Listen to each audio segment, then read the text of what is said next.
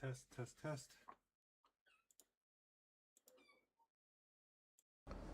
Test, test, test, test. All right. We're working on that one now.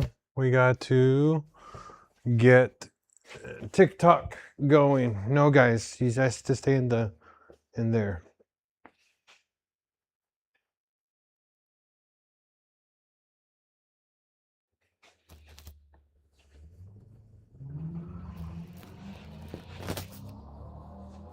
Let me get another chair or a box.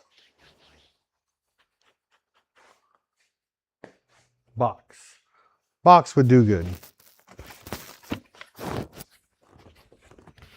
Get you guys closer so I can read comments.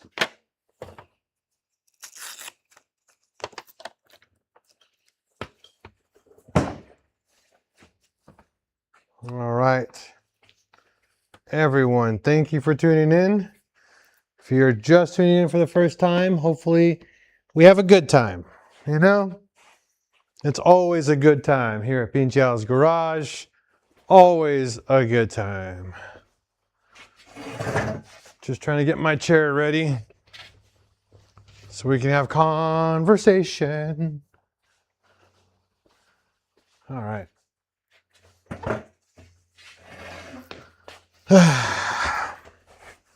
All right, guys, thanks for tuning in. Just make sure I got the chat room opened up nice and big. But hopefully we're watching and we're having a good time.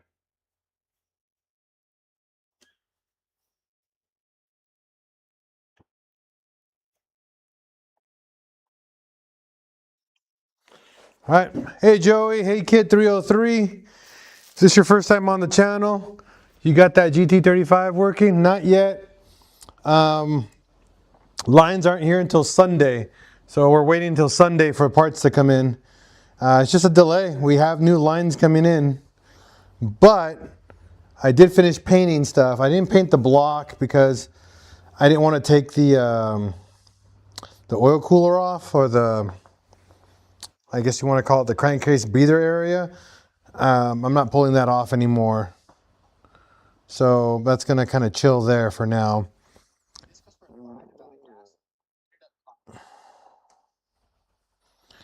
But we got a bunch of stuff coming I'm excited for. Trying to see when the conversation is going to load up on here. User 59, are you having to add oil restrictor to the feed line? No, this does not need a restrictor. So this for the feed line from Mamba Tech, they have on their website what adapters you need, and they provide them. So I don't have to put a restrictor on the feed line. It's already provided as part of the turbo kit from Mamba Tech, which is nice. There we go, chat. What glue do you use for putting headliners in? I used to use 3M Super 77, the one that comes in the red bottle, red bottle, or the, oh jeez, what's the word? It's like a burgundy can. I used to use that. I now use the Gorilla Glue. For Rob, Gorilla Glue is probably the best stuff I've ever used now. I recommend the spray-on adhesive. Home Depot carries it. It's pretty much in the same place where you get the 3M stuff. So there you go. There's the answer to that. So for tonight, we're going to slap the transmission back on. We're going to clean off a bunch of stuff here. I have to probably power wash later the block, but I can't do anything else to it just because there's not much I can do to the block in a painting scenario. I can paint the back, but the back is immaculate. It's the front that gets all the grime when you're driving, so it sucks. I can't really do much in that sense.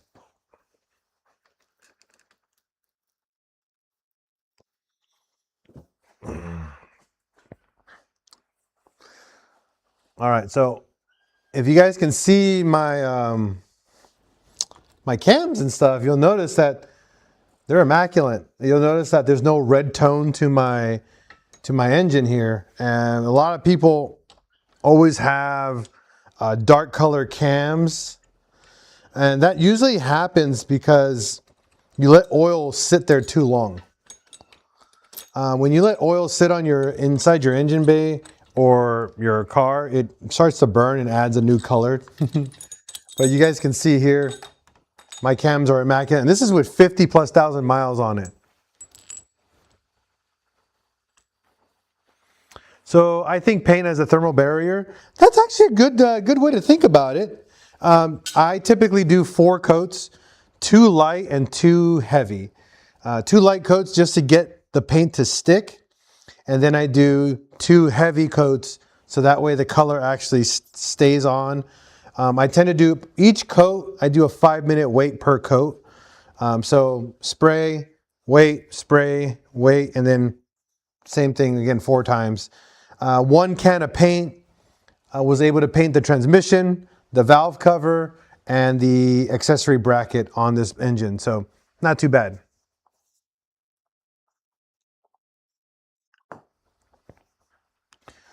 So we're gonna remove the turbo and the manifold so we can get the transmission bolted on. I don't want the engine to fall on that, so I want to be safe when I work on that side. We're gonna get that, once the transmission's on, like back on, then we'll get the manifold again mocked up. You guys can see kind of an end result. I'll be able to put the fuel injectors in and the fuel rail, but I won't have all the lines that I need after. The fuel rail is gonna get new lines on Sunday. So I will be doing a DIY on how to make your own fuel lines. I'll also give you guys a DIY on how to make your own breather lines for this setup. What the heck was calling me? Oh, trying to connect. The Wi-Fi go down? Huh. The internet go down?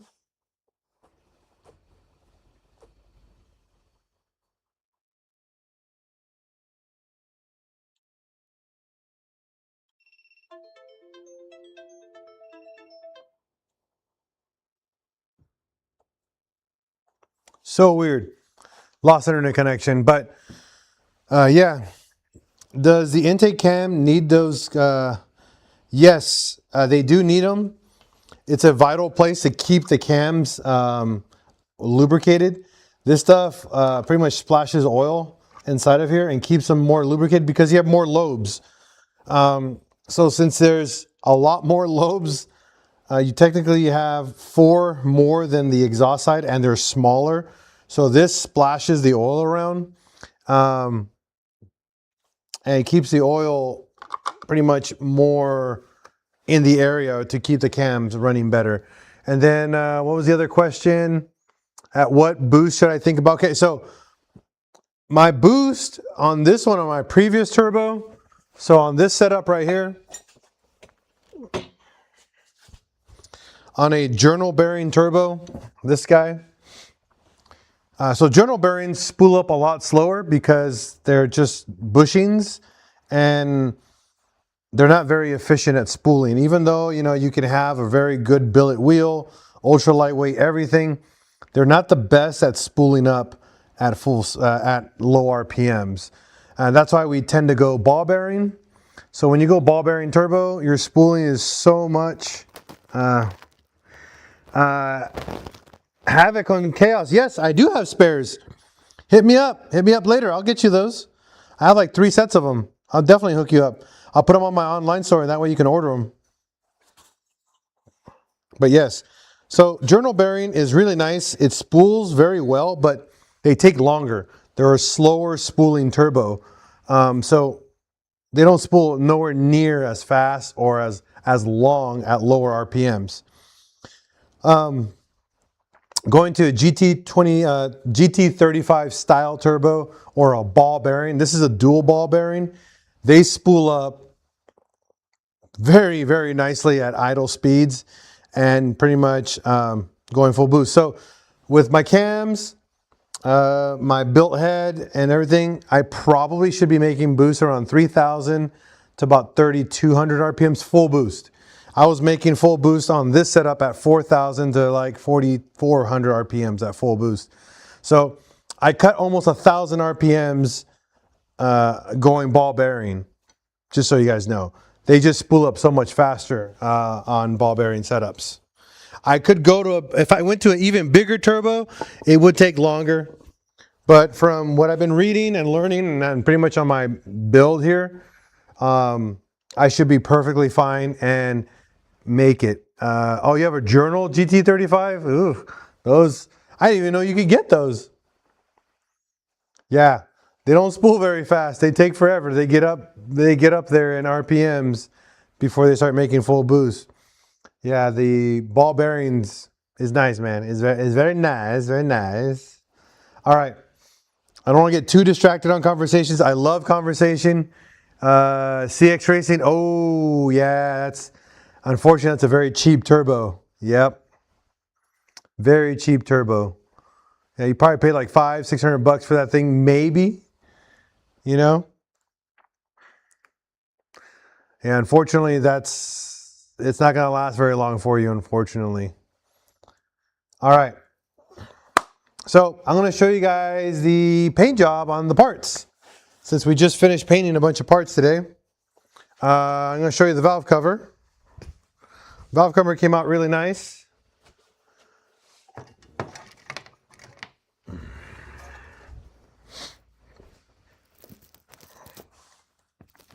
So, valve cover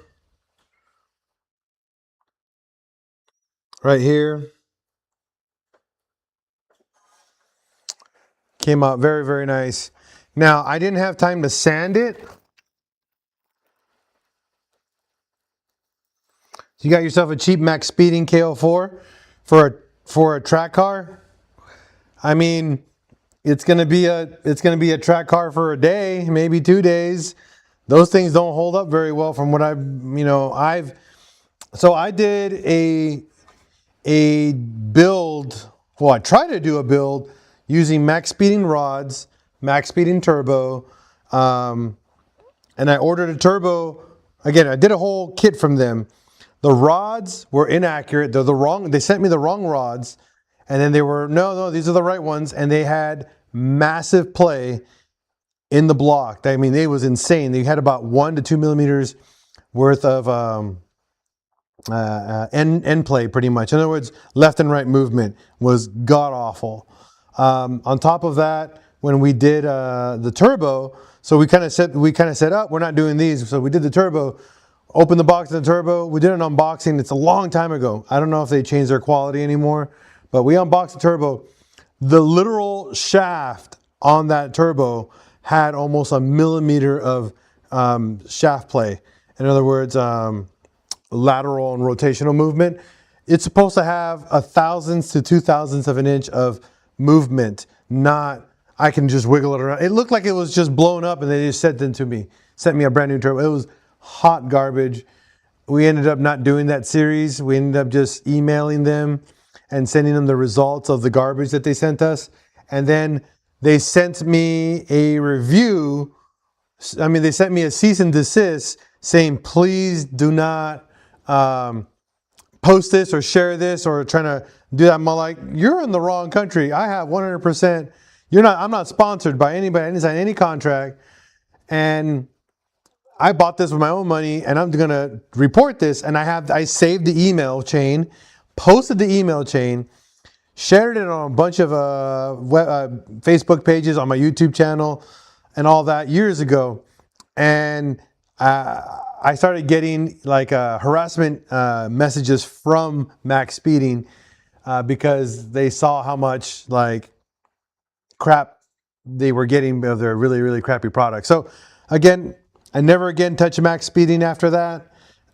So I don't know what they make now. Hopefully your turbo's okay, but personally, I would not touch it. Let's just so you know.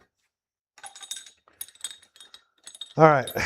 that's my story. And again, it's all on the internet. I don't know how long ago I did it, but I posted all of it on Facebook and on my YouTube channel.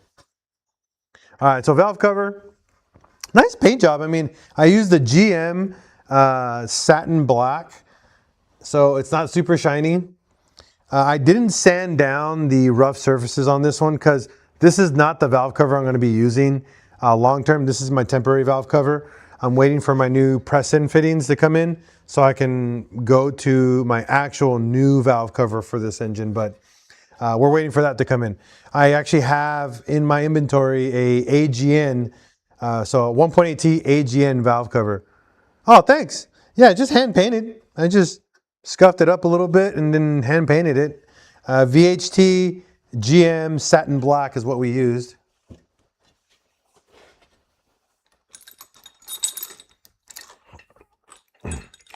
Again, when I paint stuff, I do very light. I said 2 light coats, and then I go medium, and then I go wet on the last one, and that gave me my results. But I did have, I did strip the original paint that was on here. I fully stripped it with some aircraft paint strip. Worked phenomenally, just so you know. So I am going to be putting a new valve cover gasket, but I'm not putting it in now because we need to make sure. Oh, a big old spider in here. Get out of here. So that's already on there. Looks fantastic. We're going to put 2 nuts on top. We're just going to let that chill. Actually, I'm going to put all of them on there, but not going to torque them down because we can't.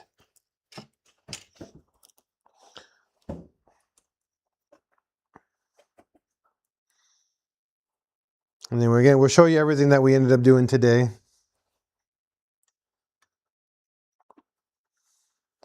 Now, if you have your timing cover, like your timing cover, your lower one and upper one, and the plastic one, there's a really good high temp plastic paint you can use to paint the top one, and then just degrease the bottom ones and give them a nice coat of paint. It'll look great. It's what I'm gonna do tomorrow. I do have to take the crank off though, so not my cup of tea on that one. Just a harmonic balancer, so it's only 4 bolts, but I don't like removing those nuts on there, even though they're not stretch bolts. You just don't like. I don't like removing them because they end up wearing out too much, and you possibly can strip them. So just a heads up on that.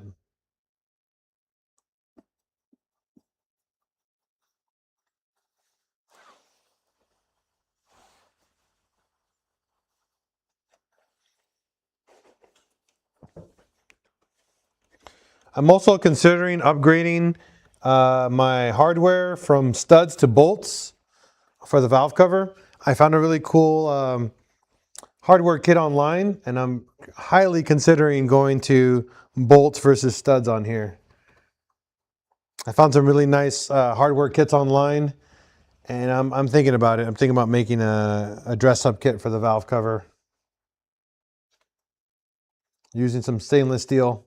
Stainless steel or titanium hardware. They're dirt cheap online, so as long as you know your thread pitch and your length, you can pretty much do whatever you want. Just pull the studs out. And I'll teach you guys later how to pull studs out of these motors without snapping them. You got to be very careful because you can snap them pretty easily. All right, so that's done. We're gonna rotate this around. Once we rotate it, we're gonna, how do you say, put the next piece on here.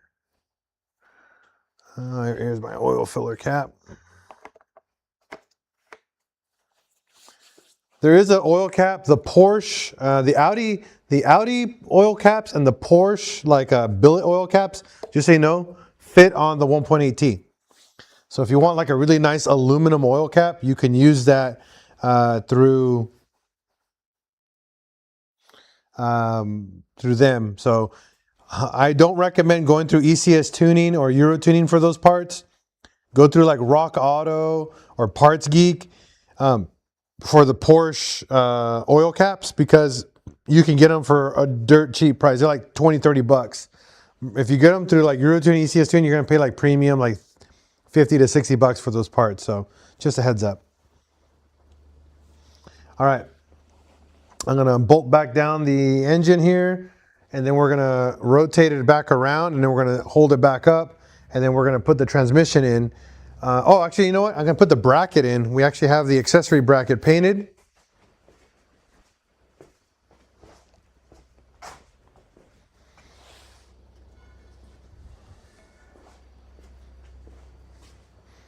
Now, this one's not really something you should paint because it doesn't get seen very much. The accessory bracket for your pretty much power steering, AC, and alternator. It's really up to you if you want it. But if you do paint this, do not paint the back, okay? Don't paint the back of this. You need it for grounding purposes, okay?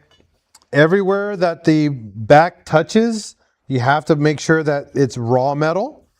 So you have the aluminum back in here, or this cast back in, hitting the block, and make sure that this is all sanded down just where the bolts touch the block, okay? When you do that, if you look where the one you have to really consider is just the alternator. So right here, the alternator is painted, the hardware right here, ports for the alternator. You want to get a wire wheel and just clean those off really quick on both sides. It's just for grounding purposes. It has been noted that you can cause a ground issue if you do not do that pretty much. It is a noted problem. Forgot who did it online, who showed that problem, but it can happen. So make sure you have raw on the back where the alternator mounts, the two bolt holes right here, 1, 2, all the way through to this side, here and here are all wire wheeled. You'll see mine are painted. I got to wire wheel those and then bolt on the bracket. It is important. Just want you guys to know that. Very, very important before you actually install this.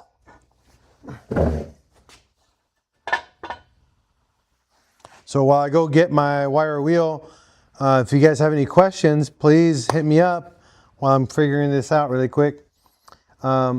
But yeah, this is a 1.8T big turbo GT35, designed up to 600 wheel horsepower on this little 4-banger. It's not going to make 600 wheel, FYI. We're trying to make 400 is where we're shooting for. 375 to 400 wheel horsepower is the honest goal for this build. And it's not hard at all, just so you guys know. 1.8Ts are phenomenal for building a lot of power.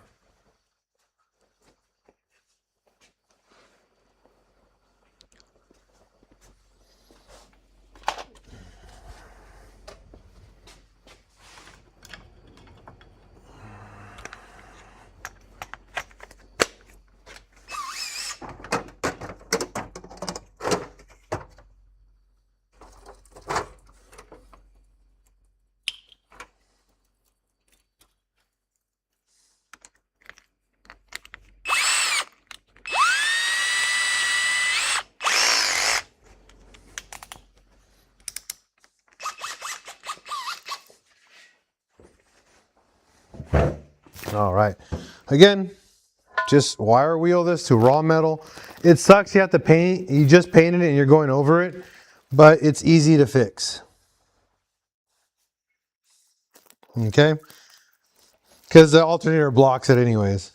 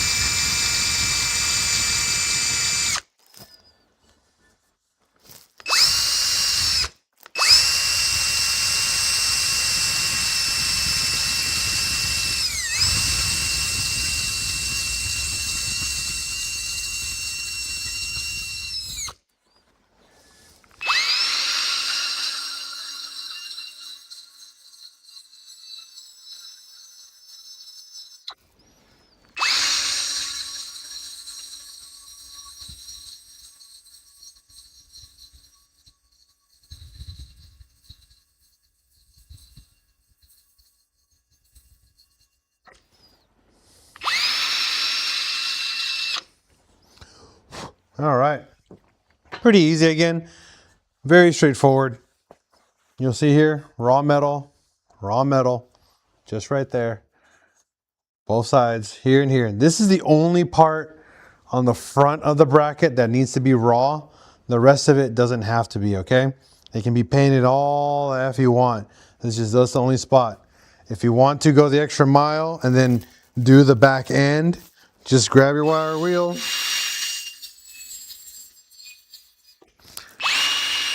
And you only need to do the spots, like I said, that hold, that touch the block. That's it.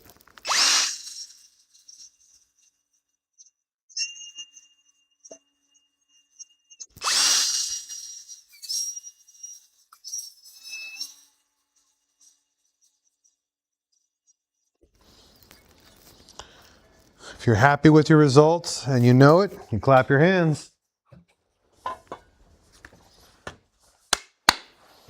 And then you got the 6 spots on your block, so you can do it on this side of the block. Now, I need to turn this so everybody else can see what I'm talking about.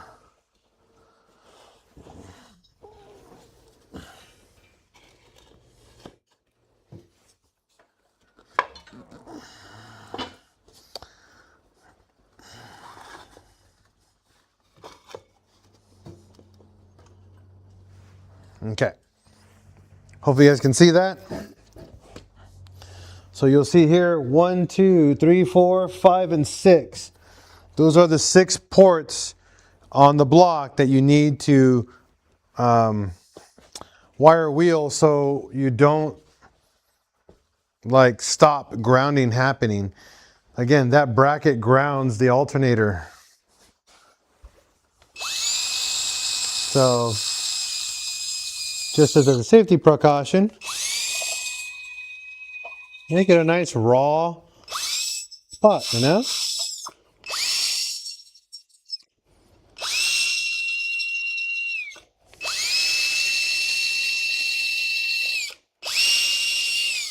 I don't need much to clean it, so, because I already kept it clean, so. And this is all that matters. 1, 2, 3, 4, 5, and 6. Those are the 6 parts where that bracket bolts onto. Now we're dripping.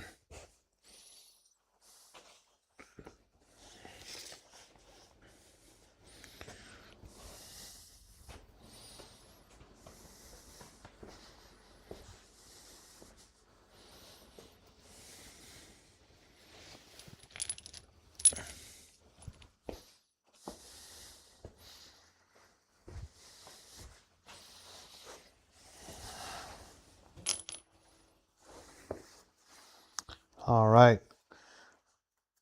It's not a good spot for me to do this, so I'm going to turn it back. I don't know if I can bring you guys even closer to this direction, but let me see if I can. I know you guys on TikTok can because your camera is a lot closer to me, but YouTube, we're going to have a little bit. There we go. Not too bad. All right, so I'm going to turn the block counterclockwise for myself. So I need the workspace.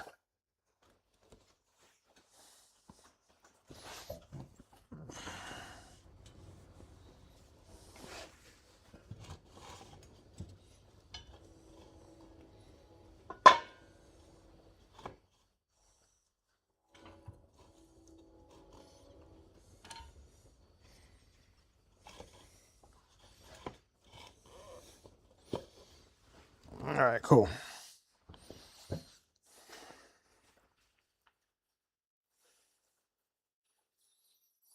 All right.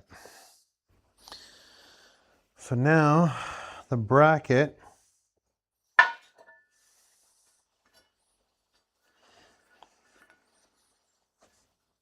goes like this, so you guys can see this. The big hoop is the bottom for the power steering, AC compressor, alternator. You want to start with the closest one that you can get to. I always start with this guy right here.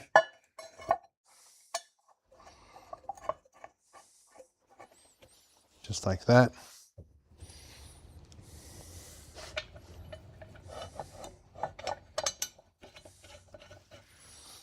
And just hand thread them.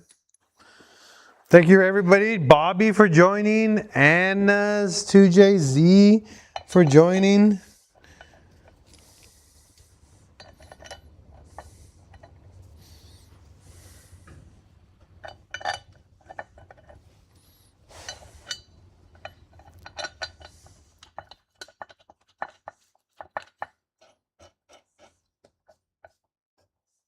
Okay. Very, very simple. Then you get your Ugga machine and then whomp, whomp, whomp, whomp, and get them all in. I got my little Ugga right here.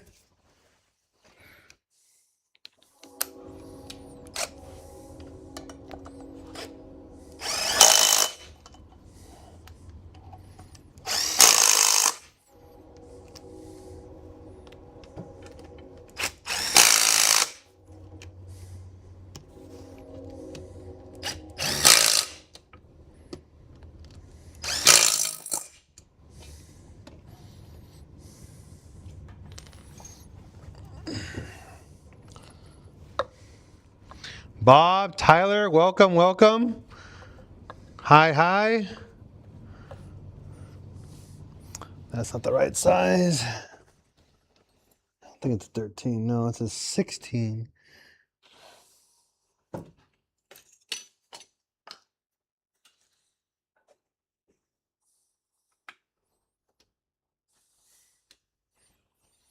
We're getting a little bit. So we're down. Hey, no stand for the 1.8. No, because I have a clutch on it. Unfortunately, there's a clutch on the engine, so I can't put it on the stand. And I don't want to pull off. The bolts on the clutch on my flywheel are forged. They're ARP bolts, so they go on a lot harder than factory hardware. So I do not want to pull those bolts off. They go on, I think, 50 or 60 foot-pounds, and they also do a quarter turn, and that's, you have to understand, it's a bolt that's not designed to stretch, and you have to stretch it. It's not like your typical factory flywheel bolts where you put them on 44 foot-pounds and a quarter turn. Nope. It's a 50 foot-pounds and then a quarter turn, and you pray.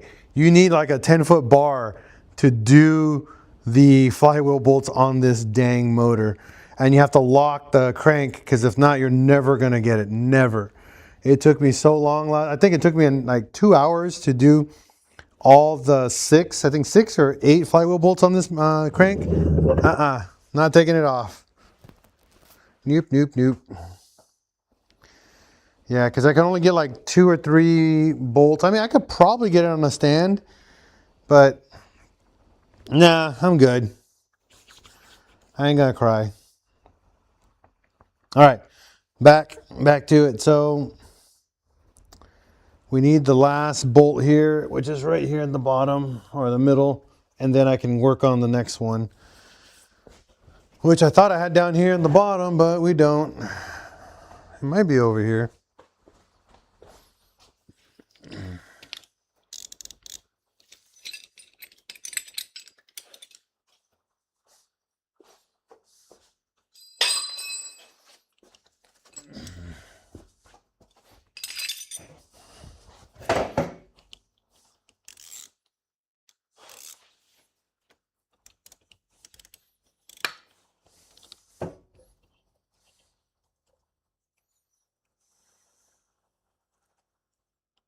Never mounted it on the back.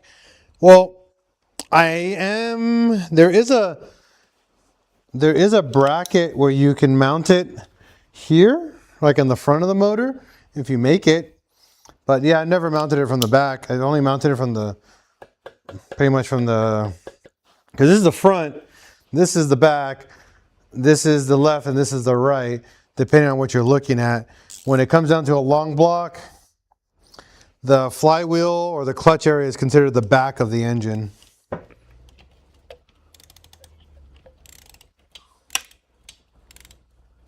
It's not a 16? What? is this? I thought we put a 16 in there. It's a 15. No way. Like a VR? Yeah, I know what you mean, VR silver. So you could mount it on the back of the block using the factory motor mount bracket, like on the ABAs or the 8 valves. You can definitely do that. They don't make a bracket that you can buy, but it's not a bad idea. Yeah, but no one does that.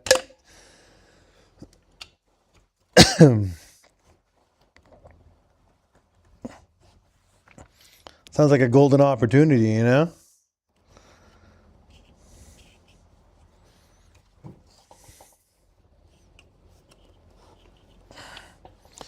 All right, that guy's on there. Bracket's now mounted. We're gonna actually latch the transmission. I mean, we're gonna put the hooks back on, and then we're gonna get the transmission installed. Show you guys how to do that. It's actually super easy to do a transmission on this car.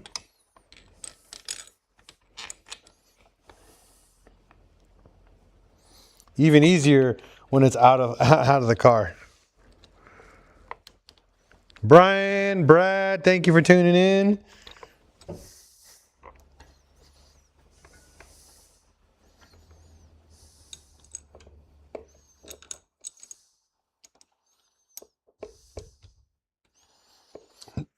I'm gonna scrape the paint on this, but oh well. It's gonna happen anyways.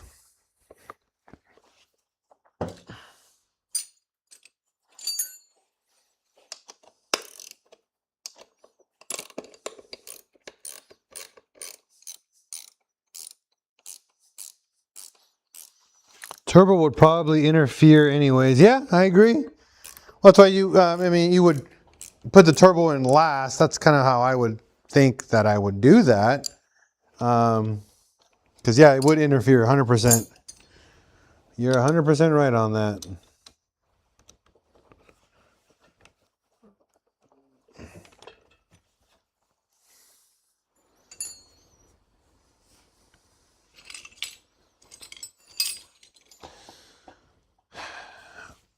This guy's next, but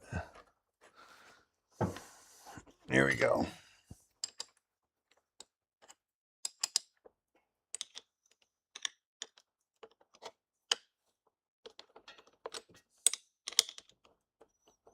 Let's make sure this bolt don't back out on me.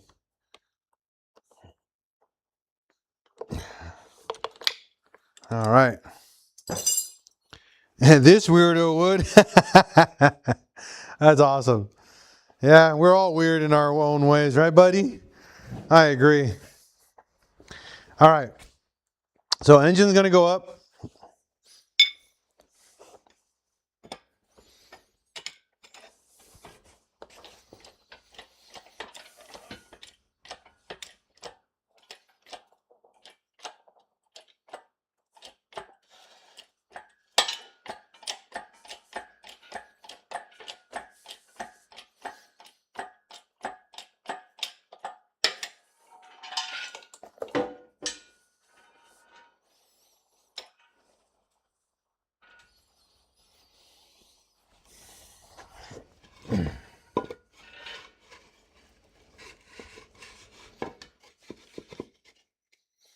All right, engine's up.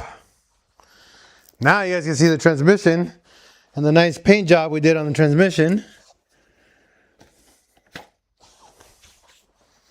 We have to go back a little bit.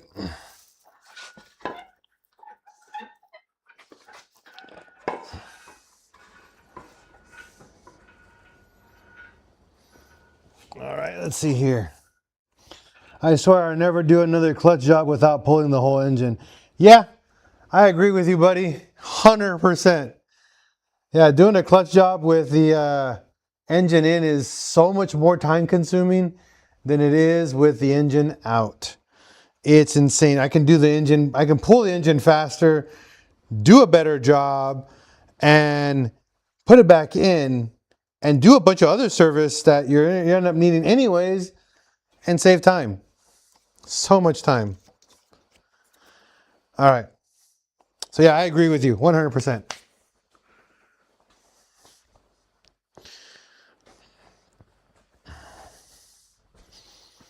All right, I'm gonna see how I'm gonna do this without making a mess. Because I needed to go right there, just like that. And then we need one bolt right here to hold it in place. That's it. I'll put some carpet down here or towel, just like that. All right, buddy.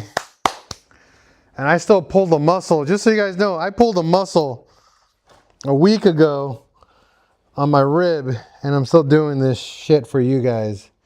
So you better thank me, please, on TikTok and YouTube, that you get to enjoy this content with me, because I'm killing myself doing this today.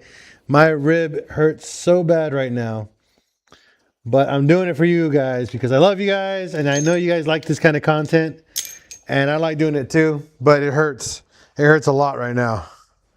And I gotta lift a full transmission into this. So please give me a thumbs up or a thank you, or just something to say that you like what I do. So I get the confidence to keep doing this, because this sucker weighs a ton.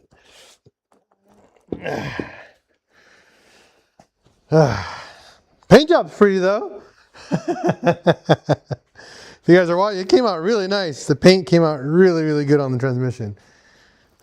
All right. So the trick here is you got a mounting point here and here where the transmission has to fall in. If it doesn't fall into these guides, it will never go in all the way. So you have to hit that, and then once you have it in, you clock it and click it. Once it's in, you put one bolt right here, and then the rest is cake. I know I make it sound easy, but that one step, doing that one step inside a car is awful. I'm going to give you guys a pro tip right now. If you're working on a Mark IV VR or a 1.8T, remove the passenger side axle cup. This cup right here. It's a it's an axle cup that has to come off. If not, it hits the back of the flywheel and gets caught, and it makes your life 1,000 times harder to get it out, because you have to maneuver it from a subframe. You have to rotate it, and the subframe's in the way for letting you go over and under and out. So removing the axle cup is the fastest way to get this transmission out inside of a car. Outside of a car, you don't need to remove it. You just take it off, put it back on. That's it. All right. Here we go.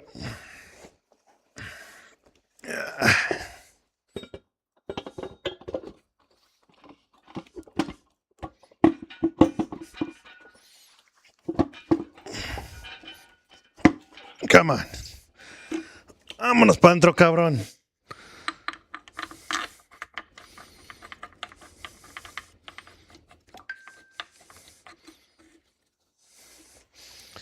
And that's how you put a Mark IV transmission in. Hi! Hi! That's right. First try. Yeah. Look at that. Didn't even take any effort to get that transmission in. I'm freaking loving it. Whew. Look at that. See? Bolts right in.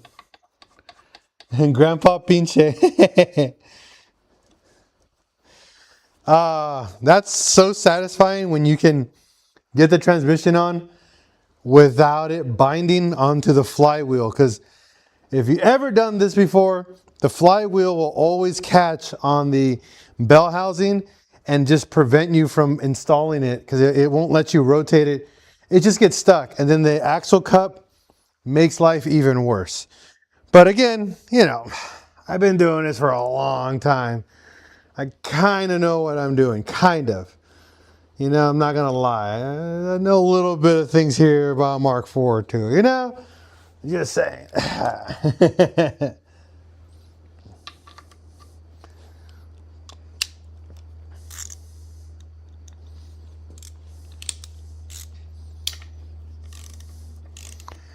And it's not Grandpa Pinche, it's Pinche Grandpa.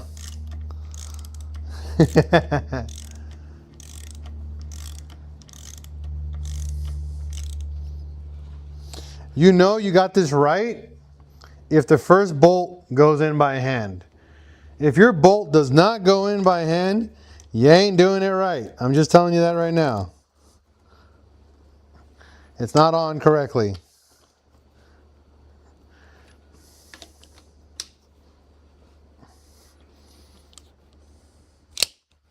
That was too easy, right? You should have struggled. I know. I should have been in pain and struggling, but I wasn't, all right? I was not. All right, so my transmission's in. Ah, shifts smooth like butter.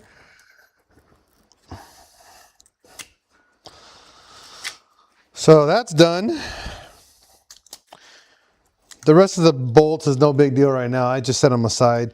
I'm gonna put those in later. But the two main bolts on top are super vital. You get those two in, the rest of the job is easy. You can actually, if you do this right, if you put those two bolts in, put the axle cup back in, you can put everything back in the car and then finish all the hardware in the car without it being like on a cherry picker like this. It's a great way to finish your project in the car if you actually have it like this, okay? Not gonna lie, it is the better option to do it like this and then put it in the car so you can finish up you can finish the starter, you can finish all the hardware everywhere else and not like be like, oh man, I have to do that, I have to do this. You know, it's one of those things you have to really consider when you're doing this project. Now, if you're here and you guys are watching, because I know you guys are, in this position, you do have the coolant hard pipe. This hard pipe for your heater. Personally, if you've never done the O-ring that goes from the water pump and this pipe cleaned off, now is the time to do it, because this pipe notoriously leaks right over there by the water pump. And you're a complete idiot if you're going to try to do this in the car. It is one of the hardest jobs to do in a Mark IV, period.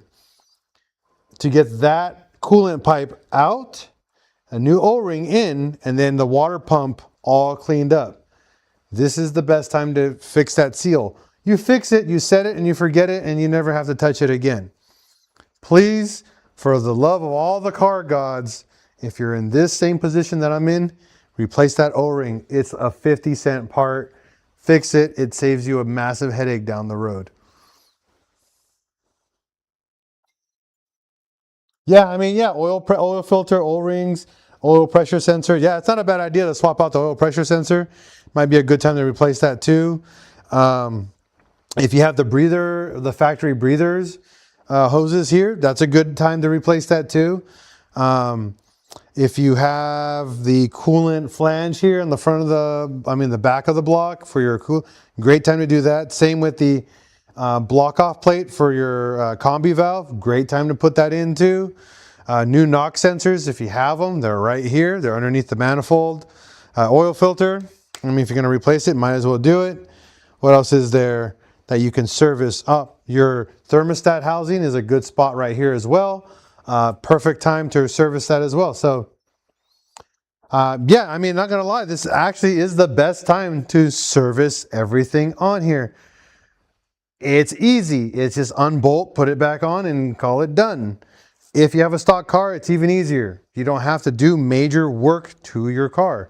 It's just service. This is literally, this is like the best maintenance mode to put your car in because it's out of the car. You do all the work in it. I know it's weird, but it's factually just the best way to do it. I don't know how else to tell you guys. All right. So now we got transmission, valve cover, accessories.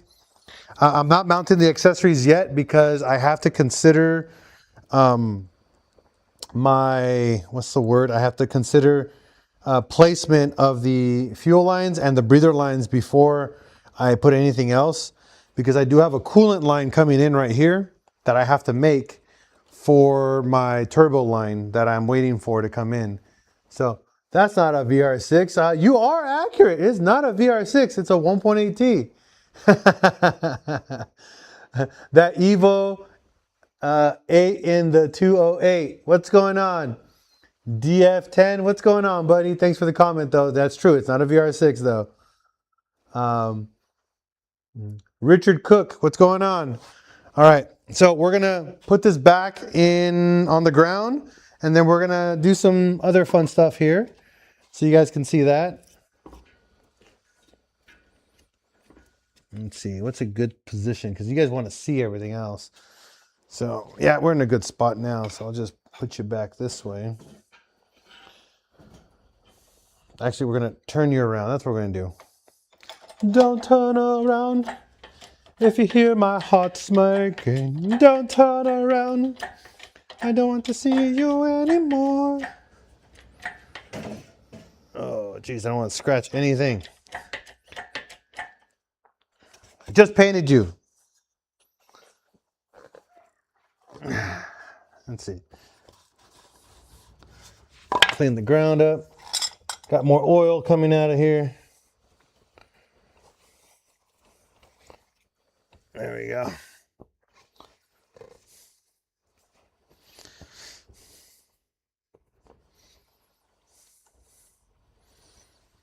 Let's see. Got one piece of wood there. I got more wood. I found the rest of my wood.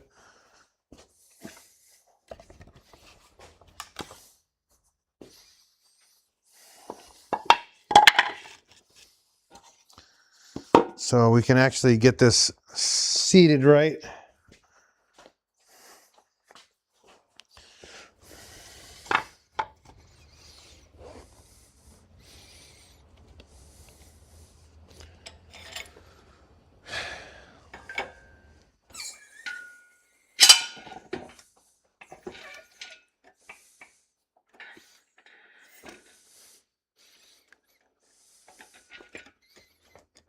There we go. See, that's how you lay this son of a bitch down.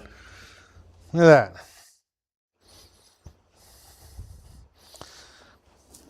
Let me clean this up.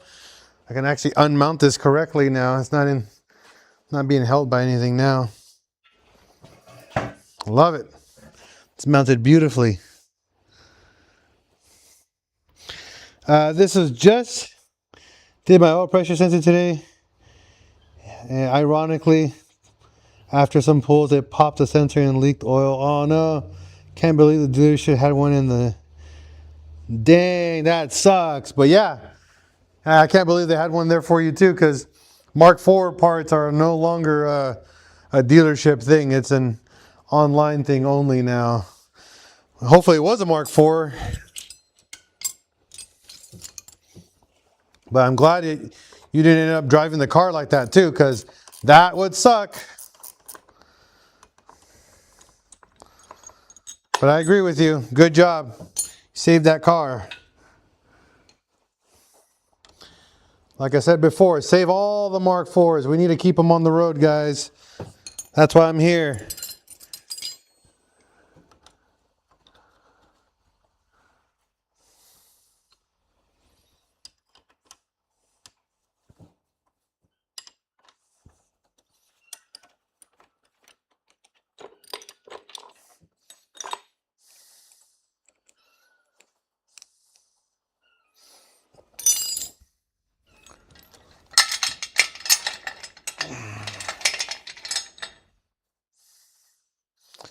All right.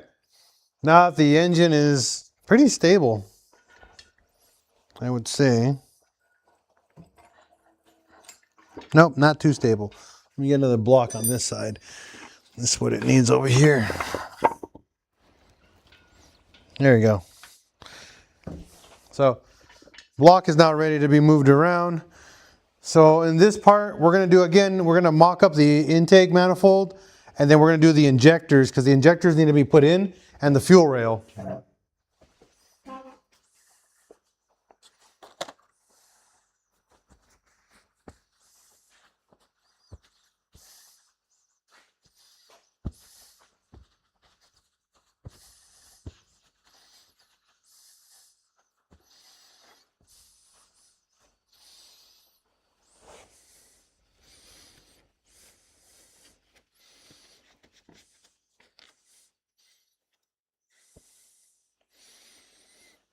All right, cool. Let me get the manifold.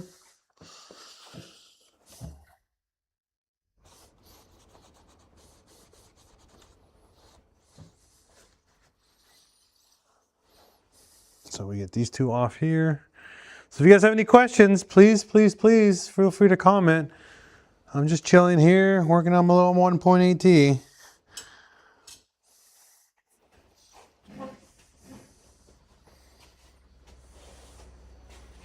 I gotta let the kitties out too. They're already whining.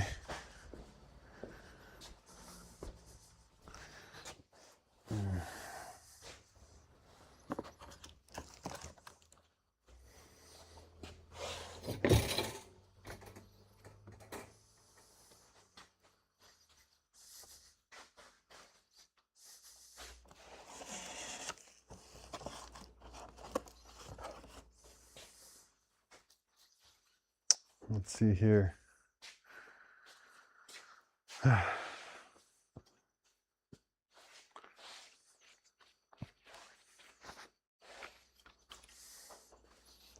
right.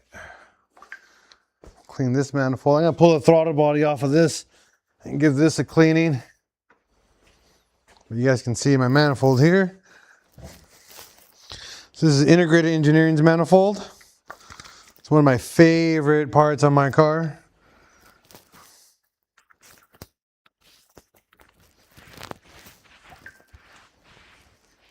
It's also what allows me to go over the 400 wheel horsepower without killing cylinder number 4. So one thing you guys need to learn about cylinder number 4 on your 1.8T. Once you go beyond the 300 horsepower power range, you are going to kill cylinder number 4. If you guys can see the way that this manifold is designed, and I'll show you guys in just a minute. I'm just trying to clean it.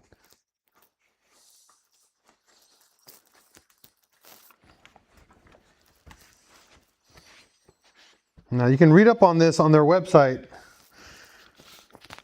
It has a full description and a chart on how it fixes the starvation of cylinder number 4.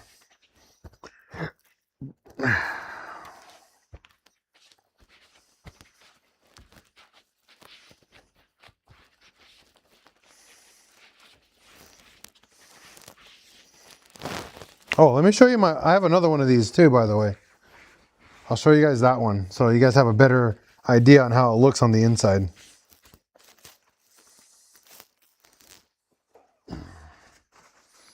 But let me bolt this one back on really quick. And I'll give you guys a breakdown on how this manifold works.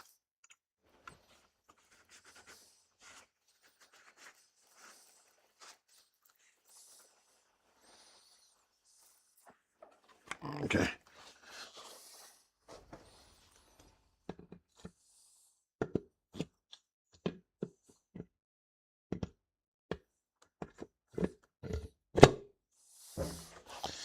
So again, I'm not bolting this one on yet. It's just going to be on here for temporary. You guys can see it. It's so pretty. Oh man. Again, I'm converting to studs on this one too. I'm going to pull the studs out of this thing.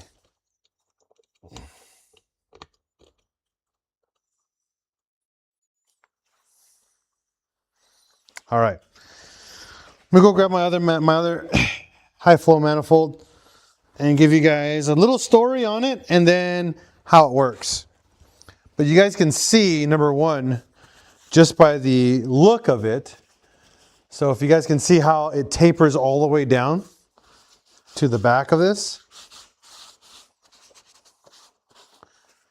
And you'll notice the throttle body sits on the top of the taper. And then it goes all the way down.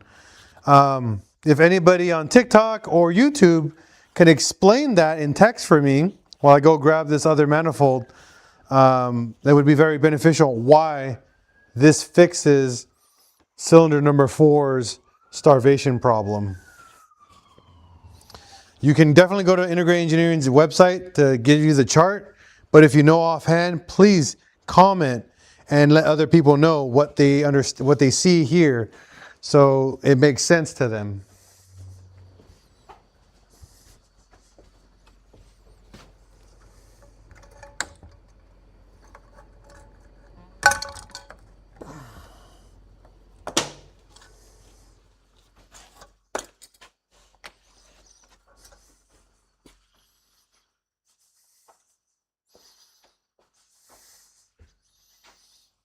All right, so this is my old Integrated Engineering manifold, and you'll notice it's melted.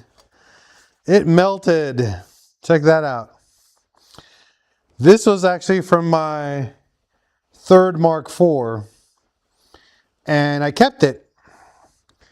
So this is a very memorable piece of stuff for me.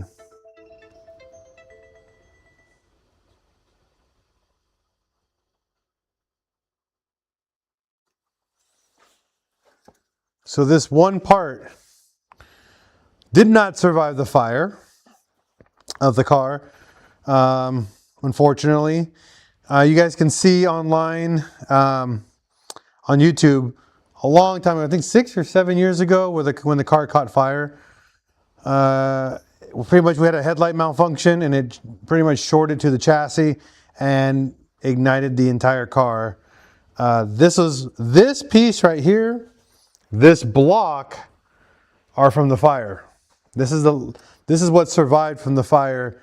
Was this didn't really survive, but the intake manifold and the entire 1.8T block is what survived the actual fire. The rest of the car did not survive. As you can see, the manifold here melted completely. But I'm going to give you guys a breakdown on how this manifold works. So number one, you'll see velocity stacks right here. These are trumpets. They're inside the manifold. They're all in each chamber. So that allows for really, really good airflow. So when you have a velocity stack like that, you're pretty much designing air to swirl in and then just get sucked in very, very smoothly. Your fuel injectors are right here. So as this velocity stack goes in, mixes with fuel, that's pretty much how fuel injection works. Now, the reason for this design, all right, you guys can see it's tapered, it's huge on top of here and it tapers down all the way here. And the throttle body is set to the highest point of the taper. So you're sucking air in here and it's going to stick to the top of this wall and it's going to suck it in one chamber at a time. On your stock 1.8T manifold, it's even all the way across. It does not have this taper on a 1.8T manifold. So what happens is that cylinder 1, 2, and 3 get the maximum amount of air. Cylinder number 4 gets the least in that design. So once you go past the 300 horsepower mark, you are starving that cylinder of air. If you don't have a built head or exhaust ports or any of that stuff, what's going to happen is you're going to melt that, pretty much, that cylinder, and you're just going to kill the car, kill the poor car eventually. I don't know when, but it will happen. It will take some time. Don't get me wrong. It's not like it's going to happen instantly. It's going to kill the engine really, really slowly. I see you guys are having fun watching the kittens, by the way. They're beating each other up right now. Is she going to do it? Is she going to jump? Is she going to jump? Oh, no, didn't do it.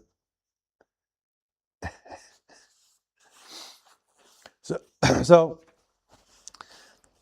I kept the one that didn't survive the fire, but I bought another one. Believe it or not, Integrated Engineering did not let me get a second one for a discounted rate. I ended up paying full price for this guy.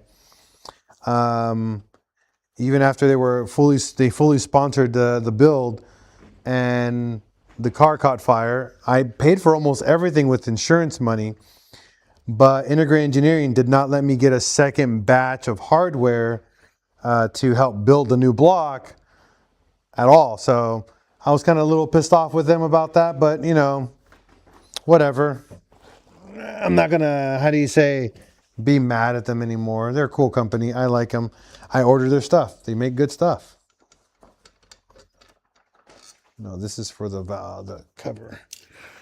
We need these bolts over here. Where are they? The longer ones up here.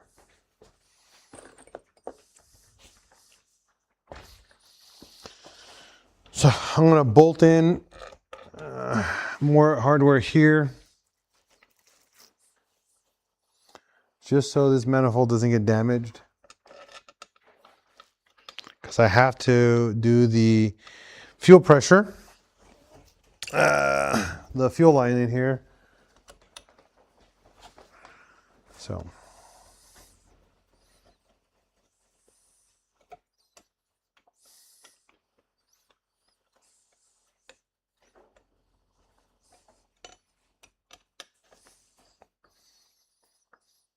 I'm still considering painting the manifold the same color as the valve cover and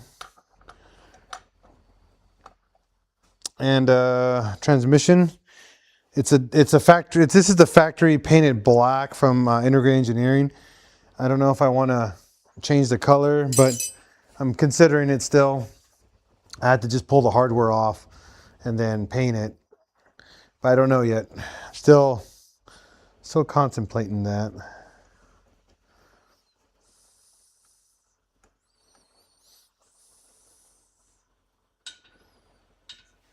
Okay, let me go grab my fuel rail. Actually, my fuel injectors first.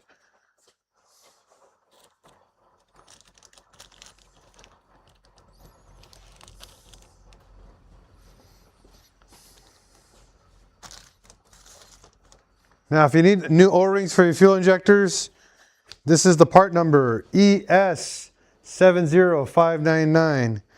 ES70599. These are pretty much the OEM like style fuel injector O-rings. I recommend these. The Felpro ones are perfectly fine. What's going to happen though, if you keep taking your injectors in and out or just leaving them in there, they're going to dry rot. Gasoline kills injectors. Just heads up. I mean, not injectors. Gasoline destroys rubber.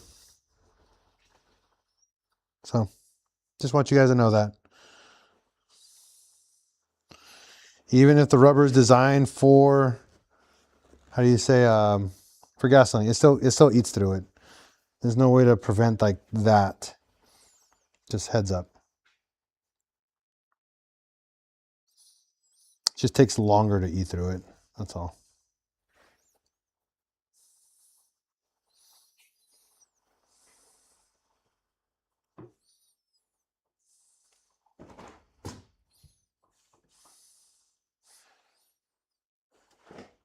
All right.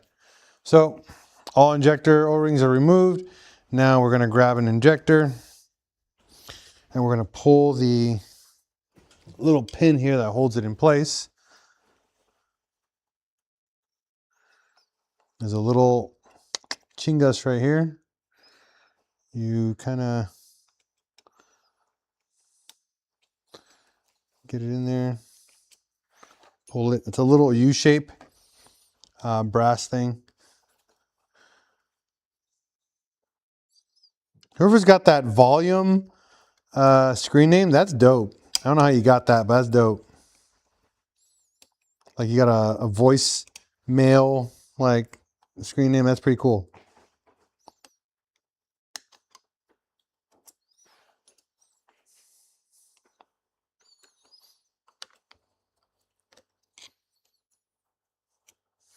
All right. All injectors are removed. I mean, clips, retaining clips. You're going to grab them and you're going to twist slowly until they pop out. Try to take your time. Don't try to rip them. Because you need to put them back into the other fuel rail. All right. Once you got those out, we're going to put in brand new O-rings on the tips. And then I'm going to show you guys how to install these injectors without struggling too much. Now, the tolerance on the integrated engineering manifold fuel injector cups are very tight. Heads up, guys. It's like super tight. They will not go on without a fight. And there is a trick to it, but it's still going to be difficult. I promise you guys that in the nicest way I think I can tell you. If you haven't done fuel injectors on an integrated or like a sport or a performance intake manifold, you're gonna not like it if you don't follow this little tip. I'll show you guys in a minute. Let me just get these O-rings ready.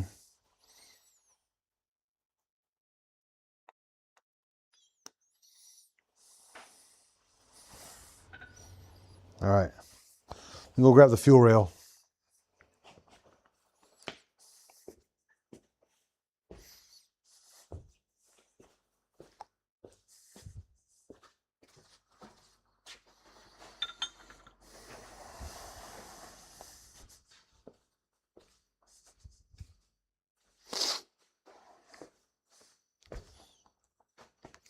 So this is hands down the most copied fuel rail in the world. Is Integrated Engineering's high flow fuel rail for the 1.8T. This is literally the most copied fuel rail from them. The moment they pretty much released this part, this is like mass produced in the craziest way. This is so copied, but it's not a bad rail. I mean, even the copies are not bad. So by all means, get the copy. If you're on a budget, it ain't gonna hurt anybody, man. So what you want to do, you're gonna press that little injector in. This guy goes in like this. Hold on, like this. So you want the clip facing towards the head, just like that, okay? Now, what you want to pay attention to is if you need the injector spaced or not. A lot of times you don't need these injectors spaced. Mine are Bosch injectors and they're designed to be factory fitment for the Mark IV. So you don't need to put a spacer on the rail to make it fit. There are injectors that are substantially longer than these injectors, and they will require you to put a spacer. The good thing, Integrated Engineering knows about the problem. They provide you with spacers that will fit aftermarket large fuel injectors. Once you go past 800 cc's, when you get into the 1000 cc range, that's when the fuel injector itself is really long. And you really have to do the math on which spacer to use because it will cause your fueling to puddle, is a term, or not vapor. It'll vapor lock pretty much.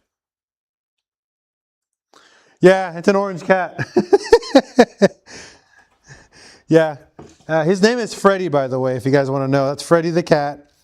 And then Shabribri, the black cat. She's underneath the skateboard right now.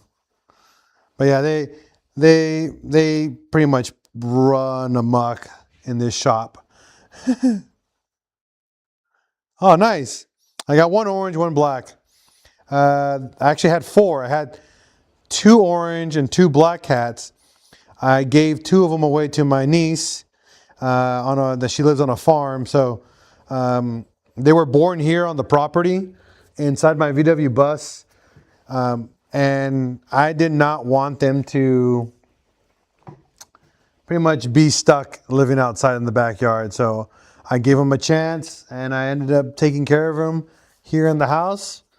And yeah, they've been thriving. They've been super, super thriving inside my house. The mom abandoned them, so it sucked. So there's that sucky part. But hey, you know what? They're happy now. All right. Now I'm going to show you guys the secret ingredient for my secret ingredient soup.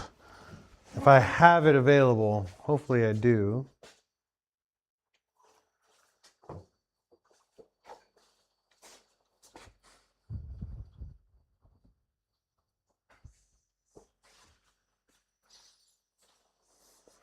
Aha. No, that's degreaser. I don't want degreaser. WD-40, there it is.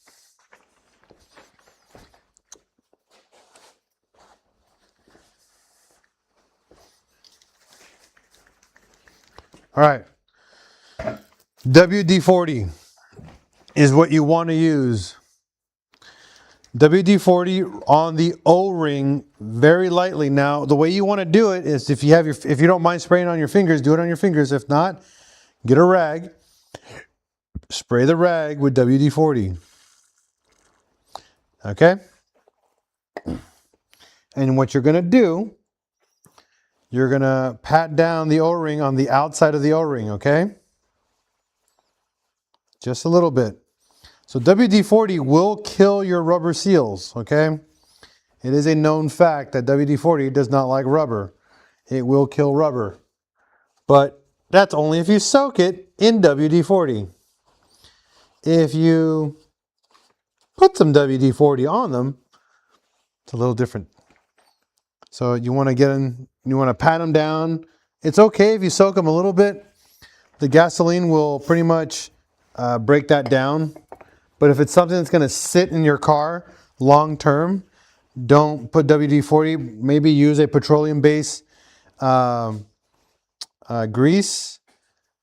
But I have WD handy right now, so this is how I install my fuel injectors on my performance fuel, like my manifold. So now injectors all put in. You want all 4 of them kind of lined up. And what you want to do is try to do 1 or 2 at a time, if it will let you.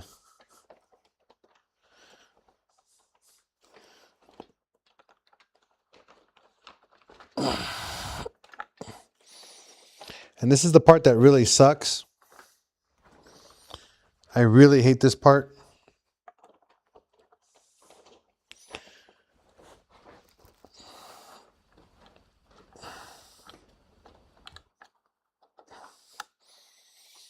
These injectors just suck. But that's pretty much the process, and you just got to rinse and repeat. Sometimes they go in beautifully, sometimes they don't.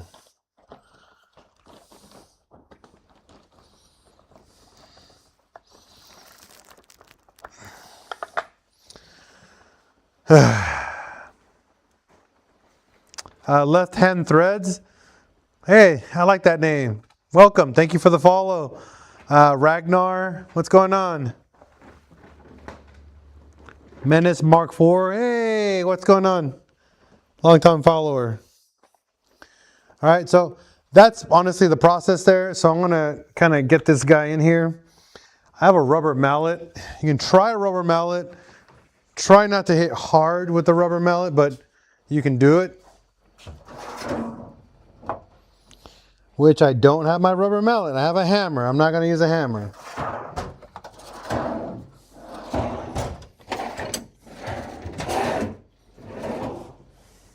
Oh, rubber mallets. Oh no, here it is.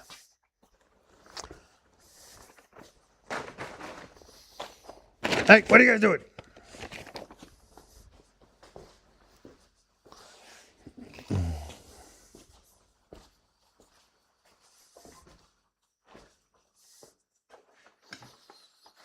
So usually with the mallet, be careful.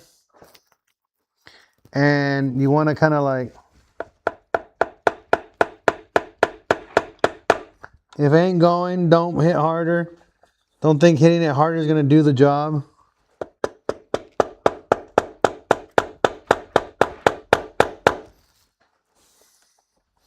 Because it ain't. And this is like where it sucks when you want to put these fuel injectors in. It's such a pain. Because you don't want to damage them, you know? You spend all this money on fuel injectors and they don't pop right in. Which is a good thing because you want it to seal. I've had bad injectors where the O-ring just doesn't do the job and it causes a massive issue, and then you have a boost leak or a fuel leak, and then you're just like, you know what? I hate my car. It's misfiring.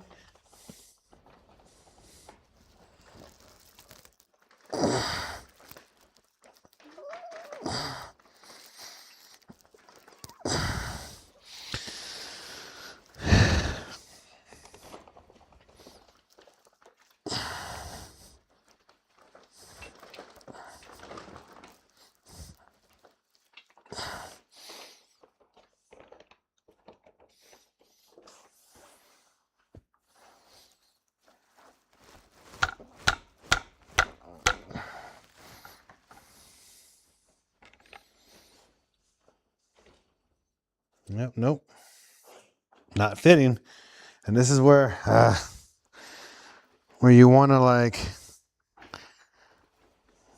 just beat yourself up. Now you can try swapping the upper O-ring to the bottom O-ring. I've done that before, but I want a better seal and I don't want a boost leak since I'm going to be running high boost on this car. And high boost here can cause a pre-ignite or cause a fire, and you don't want that because that's just going to be straight fuel coming right out of your intake manifold. So definitely not something I want to do. I'm gonna see. I think there's another trick. I have to look it up on how to soften them before we put them in. Maybe hot water. I'll try that. I don't want to damage them again before they go in. So thinking of another solution. If you guys have another idea on how to put fuel injectors in with brand new O-rings and not damaging them, please comment. Be very beneficial because this is the process. I've been doing it for years and it's never given me a problem. But today it's giving me a problem. I have the worst luck tonight. And this is it. This is my last piece for tonight. Once I get this installed, I'm pretty much good for tonight. Waiting for Sunday.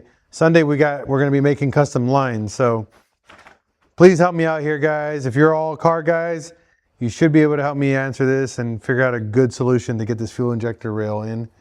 I know the cats are very, very entertaining.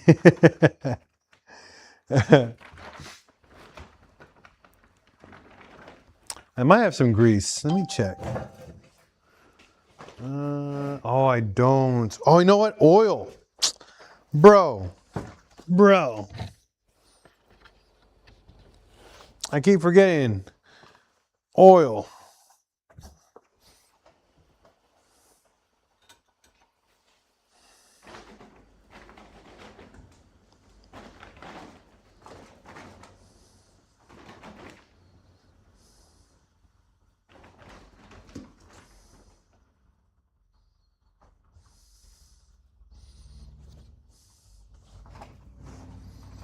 I like wet tacos. Yeah, I mean, me too. Yeah, especially like with the red sauce. Like al pastor, some al pastor tacos that are like with the salsa. Oh, dude, so good. So good. Like a wet burrito. Oh my God, a good wet burrito's a chimichanga wet burrito will solve like all your life's problems.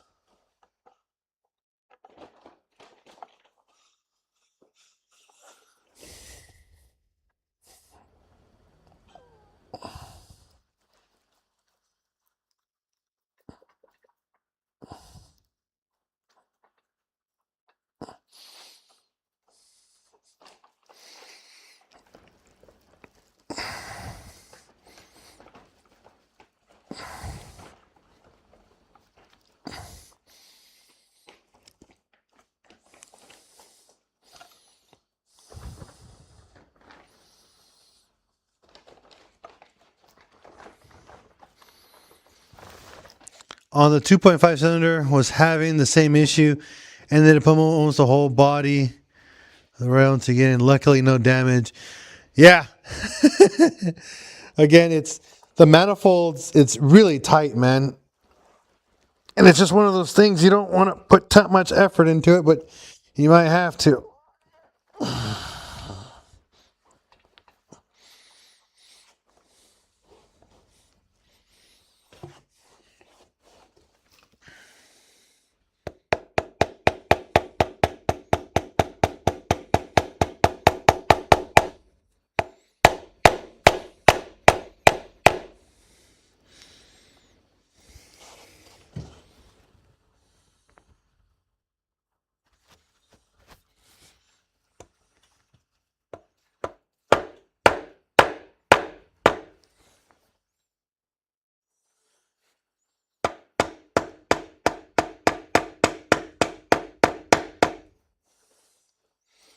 See, I got it in, but it looks like it wants to like bind the O-ring though.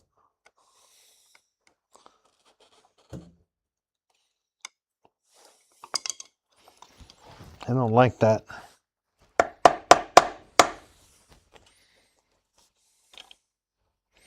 Yeah, see, I don't like that. Honestly, I think these O-rings are too big for this motor or the manifold.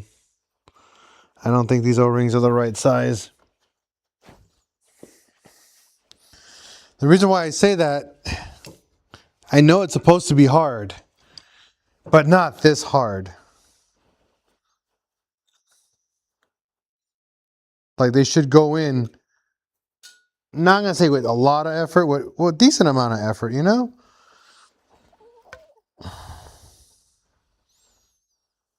So what I'm gonna do, so what I thought about earlier, I'm gonna flip the O-rings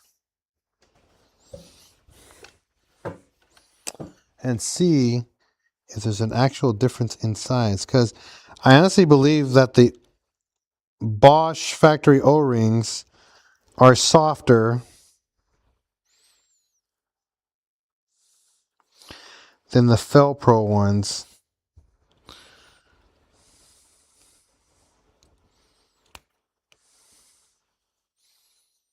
So I have do a quick flip on the injector right now.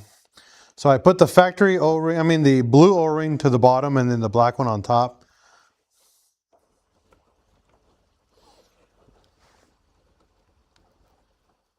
And just like that, they go right in. So I think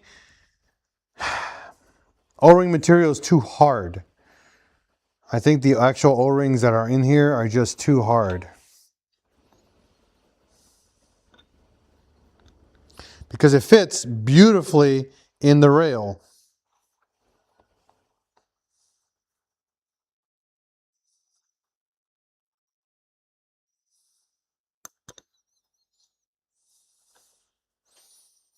So that's what I'm going to do. I mean, these are not that old, but they're also not that new injectors. So I'm going to just flip them around. They fit beautifully in the rail. So guess what? They're going to go in the rail. I'll try to hunt down a different brand. Maybe Bosch, the Bosch factory O-rings. I'll try to hunt those down.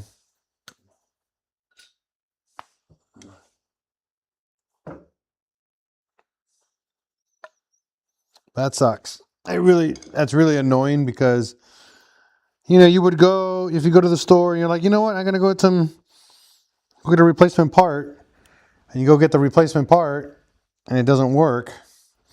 But you know it works because it's the same part you've been using, or it's the part that shows up for your car and it doesn't work.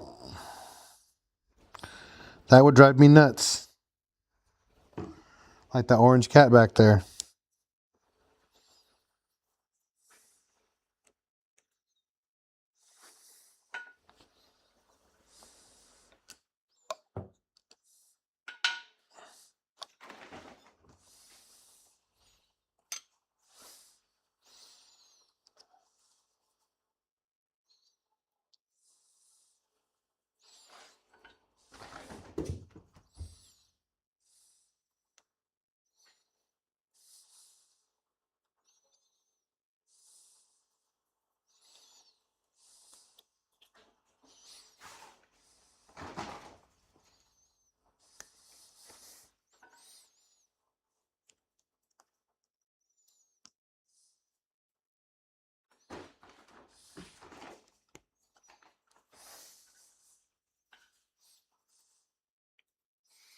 So you guys have any comments at all? Angel, Dirty Duck 33, what's going on? I'd like to hear your guys' comments and see if you guys have come across the same problem I'm coming across right now. Definitely would like to hear what you guys ended up doing. This was Juan. He ended up just putting his entire body of weight into it. I didn't like that. I tried that and it ended up damaging the O-ring a little bit, or started to look like it was going to damage it, and I didn't want to damage my O-rings because I just bought them. So if anybody has any ideas on what we can do to solve this problem, I would greatly appreciate it.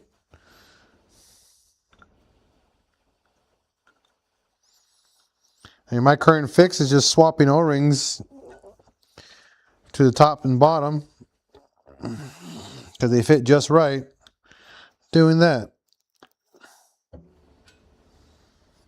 possibly is the solution.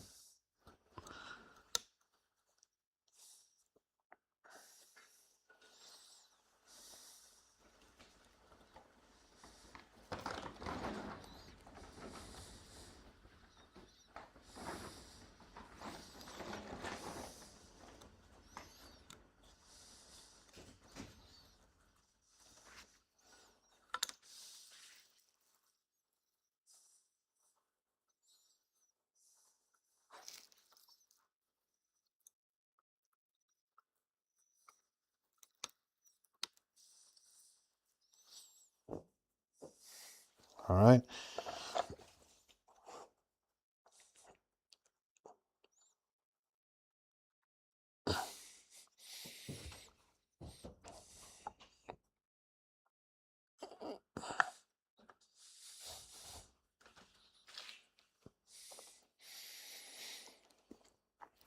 Same problem, huh?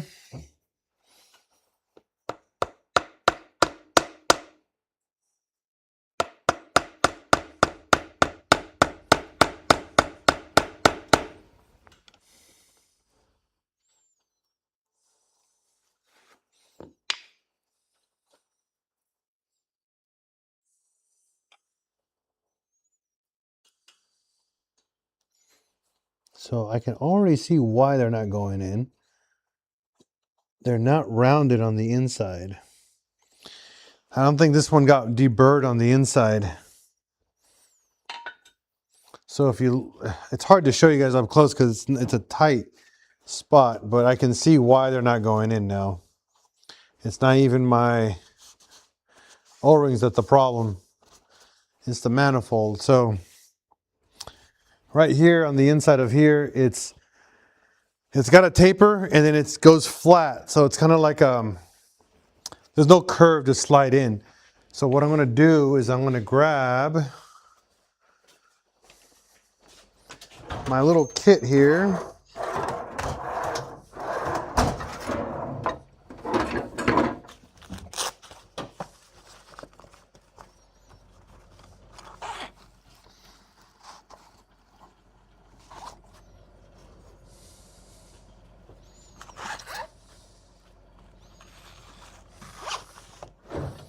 So I got a little file here, ultra fine.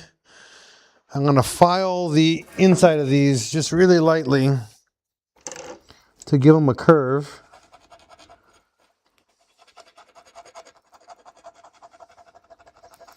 So the O-ring can actually slide in nicely. Now I know I'm putting metal shavings in here. Don't worry, the manifold's coming out. We're going to clean out the inside of the valve, so no big deal.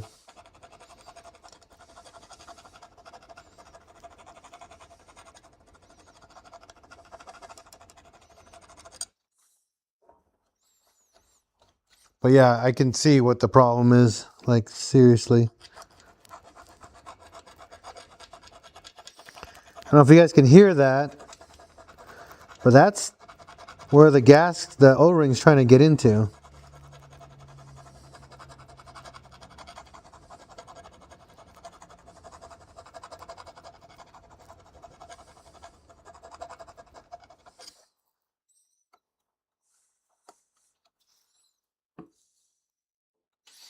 So it's got like it has like a sharp edge on the inside of the manifold.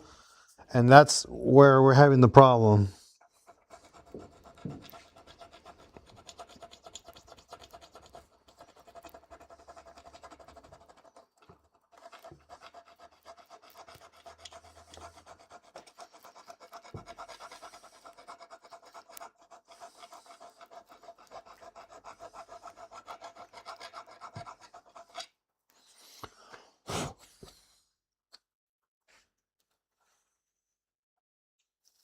Let's see how that works. What's the cat doing? Just messing around. Let's see here. So I'm only going to do this injector really quick.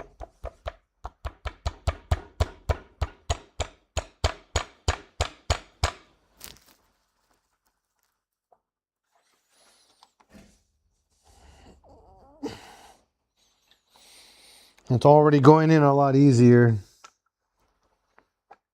So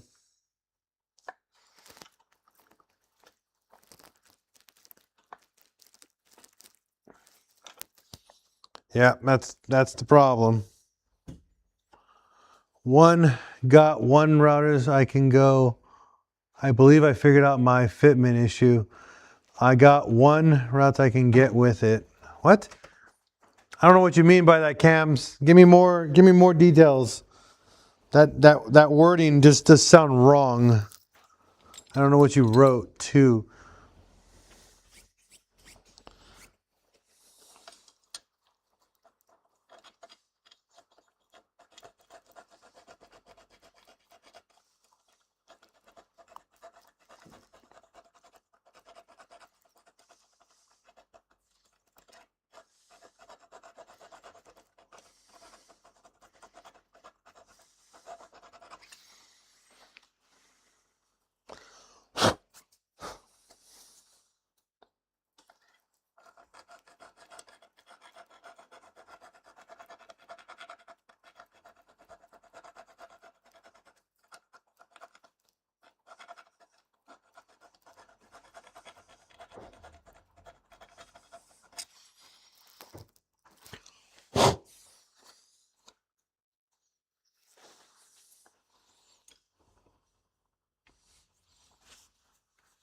Bigger hammer, school. No, I'm not gonna go bigger hammer. I'm just trying one little bit at a time and then see if the O-ring will slide right in the way it's supposed to. Because once it gets past that lip, it seals, because that's where, hey, what's going on, Volkswagen? It seals, and that should be it. We should not need to go any further than past that lip, but we're not. Hey, what's going on, man? We're just not getting past it.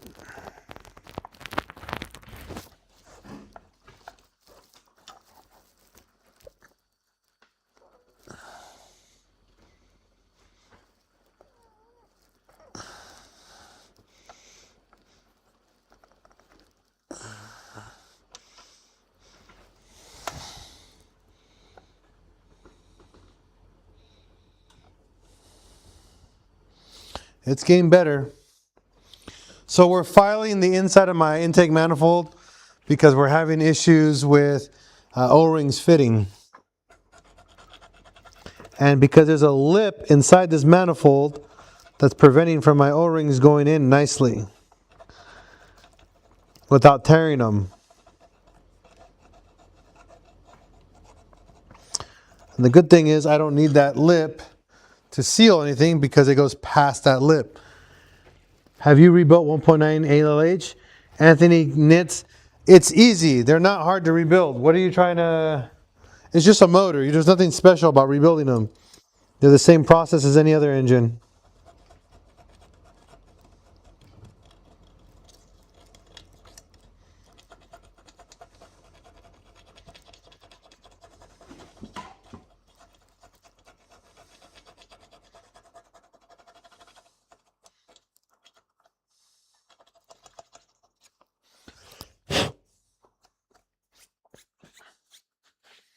All right, that's cylinder one.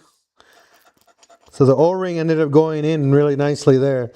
But now, see, because the other ones aren't falling into place. I have to do all the other ones too.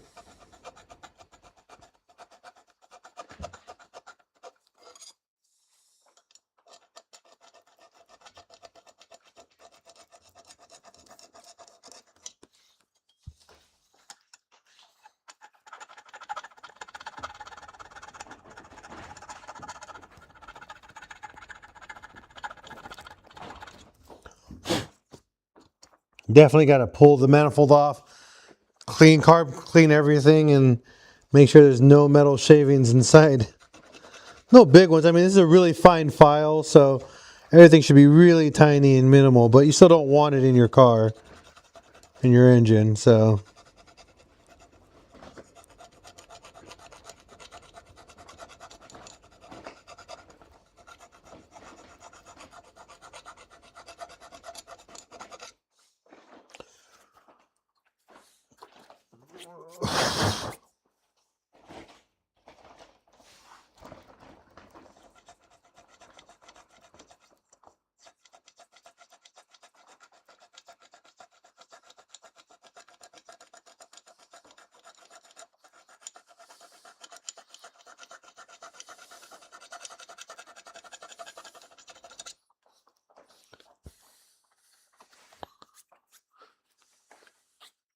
Anybody got any comments or any questions? Well, I keep working on this.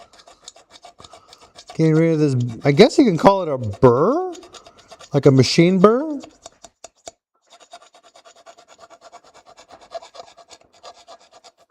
I don't know. All I'm doing is just curving the lip. That's it. That doesn't need to have a lip for the O-ring.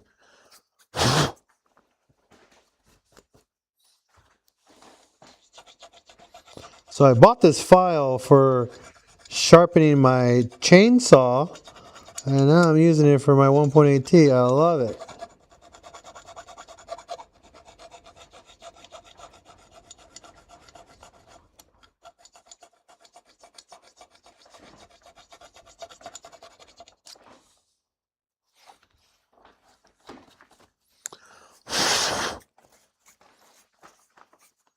What's going on, Luigi? What's going on, user?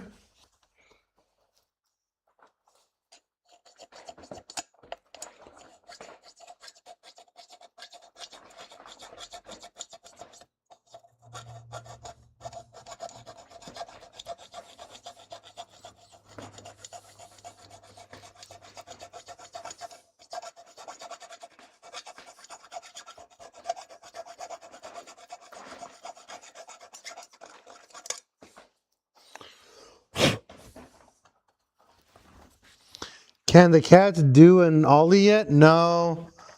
They're only like 5 or 6 weeks old, so they barely can poop on their own. It took me a week to teach them how to poop. So I know that's weird, but yeah, I had to teach them how to take a dump.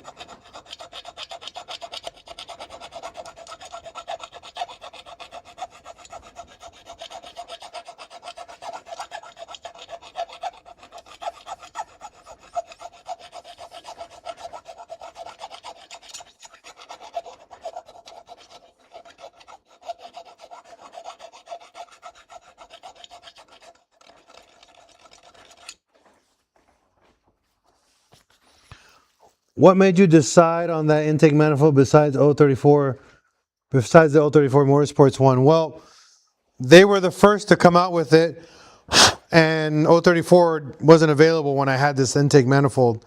They didn't make this manifold yet. So that's what made me. I've had this manifold for a long time. So there's your answer on that. This was before 034 made theirs. Same with Grams. So Grams also has one, and this is before them.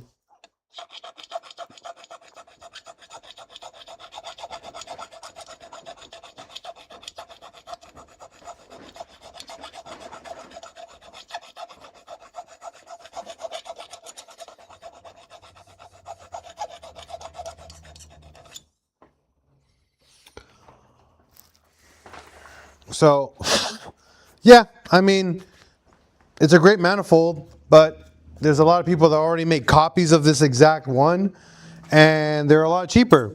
If I had the option to buy another one, no, I'd go buy the cheaper one, but it's still a good product.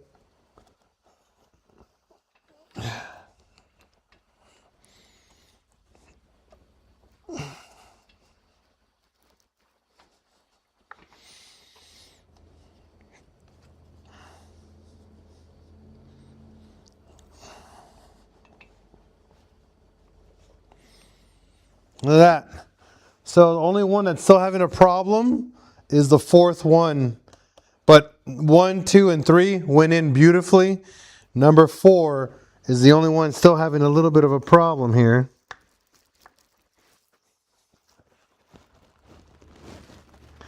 But the other ones are going in the way they're supposed to. So there you go. Found out the problem. I actually discovered the problem and I was able to fix it.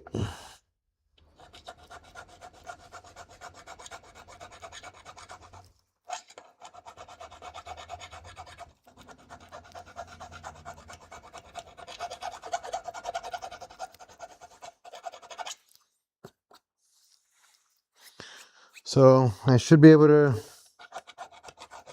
get this injector in there in just a moment.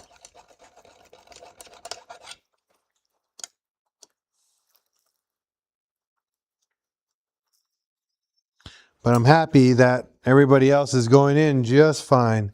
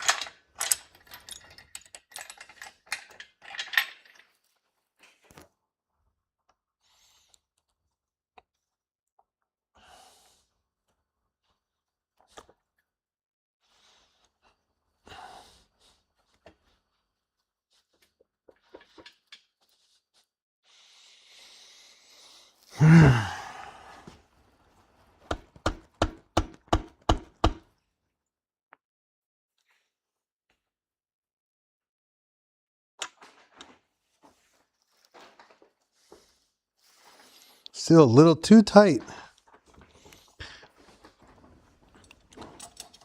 So keep going. I see a lip that just won't go away. So maybe if I'm more aggressive on the angle.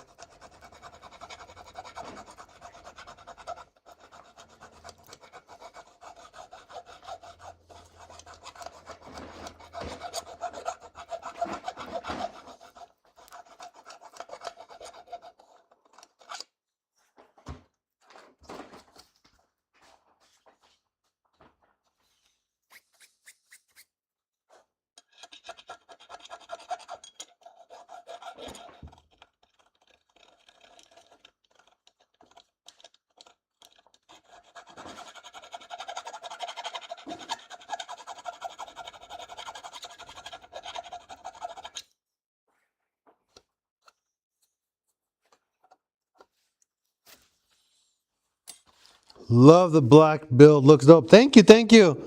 Yeah, I like it too. I like black. Black always looks super clean. A little bit of oil. Again. And it's not done yet. I haven't finished all the black yet. Wayne, you see the little accents I got for it? I got steel braided lines all in black. I got the, I got my, what's it called? The oil feed line. It's going to be stainless steel. It's going to be steel. I'm not going to use a braided line. I'm going to make my own line. Yes, there you go.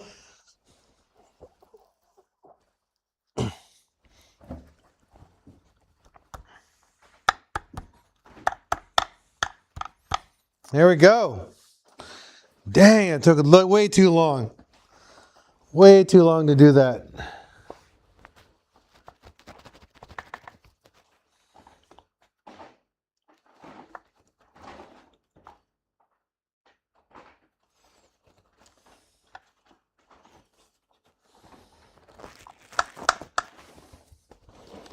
So the good news, I don't need a spacer.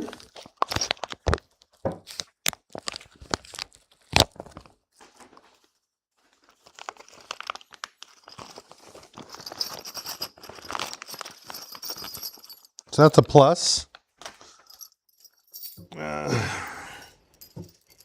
I need the shorter bolt for this job.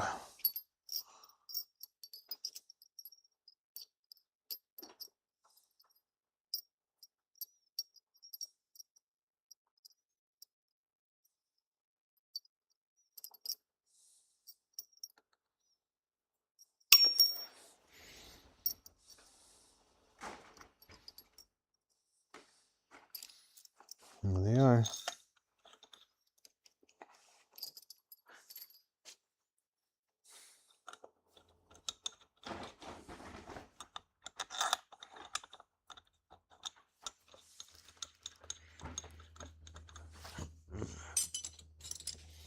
So now, fuel rail finally installed correctly.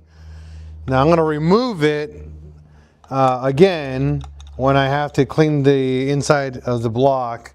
So I'm only hand tightening these because I have to pull this all off anyways to get the fuel regulator mounted here. I got to make the AN line that goes over this way. Let me show you guys what I got to make so you guys can see it for on Sunday. Mark your calendars for this Sunday, same time around 8 p.m. so I can show you guys how to make this stuff.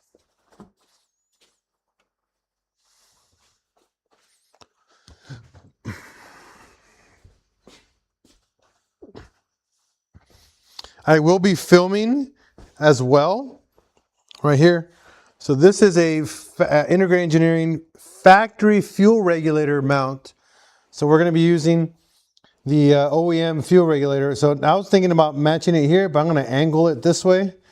I kind of want it sideways because I need the vacuum line to match with over here. So I didn't want it to go straight down and under. I kind of wanted it to go sideways a little bit, so the vacuum line over here, it'll look a little bit cleaner. My thought in my head, right? But yeah, so we're going to be doing an AN8 to AN6 orb, and then AN6 orb to AN6 standard, and then a 90-degree to go this way, and that's our feed. Oh, no, it's our return. And then we're going to go AN8 to AN6, PTFE. So the lines are going to be simple. We're using proper fuel lines. So we're going to be using PTFE fuel lines. And we're going to go from fuel lines to the adapter to the 90-degree to here. Simple. Same with this guy. But these guys use orb fittings, which have an O-ring built into them pretty much. So you have to put an 8 to 6, which mounts here to here. And that's how this is going to mount. I know it's kind of like going crazy, but when we get to when the parts arrive, I'll walk you through it completely. And then we're going to do a 90-degree, and that's going to go this way. This is the return line. Over here is the feed. So we got AN8, which is a orb, or a B, which has the O-ring that goes in here, to an AN6 flare, to a AN6 PTFE adapter. That's going to allow us to put the fuel line into that. Same over here, the 90 degrees of PTFE fuel. Now, the thing that I don't know offhand is what the fitting, because you guys know the factory fittings are push locks. So I ordered 2 different size push locks to see which one we're going to be using. Because we're going to use the factory fuel line to click in. We're not going to modify that line, because it's factory. It's reliable. It's not bad. So we're going to go over here and it's just going to click right into that and we're good. I am going to be upgrading my fuel regulator down the road to a high performance fully adjustable regulator. But that is not in the current budget so far, but it will be in here. We are going to be adding it right here to the end. So I'm just going to add it to the end of the line and we'll just mock it all up and going. It's an easy swap. It's just a couple lines and then you're in and out, pretty straightforward. And it's going to have a pressure gauge as well, so we can adjust pressure as needed. But yeah, so we'll have that later down the road. But I have everything else. Now, if you guys are interested in this and these fuel lines, because online people are charging grams is not as high flow, believe it or not. 034 Motorsports has a better designed manifold, I think. It's been so long, I think, or they're identical. I can't remember Volkswagen. It's been so long, I haven't researched it, but I think they're identical, or 034 has like a different design. But they do not, they cannot compete with Integrated Engineering's design. Integrated Engineering's intake manifold is the highest flowing intake manifold for the 1.8T, period. I've never seen anything better. So I'm going to be making custom fuel lines for you guys for sale. We're going to be using the ones for the stock fuel line and for steel braided lines. I mean, for the AN fittings. So if you guys are interested in that, I will be making those in-house. They're not going to be sent out to be made. They're going to be in-house made, and they're going to be cheap. Meaning I'm probably looking at like anywhere from like 80 to 100 bucks for both lines. Good to go.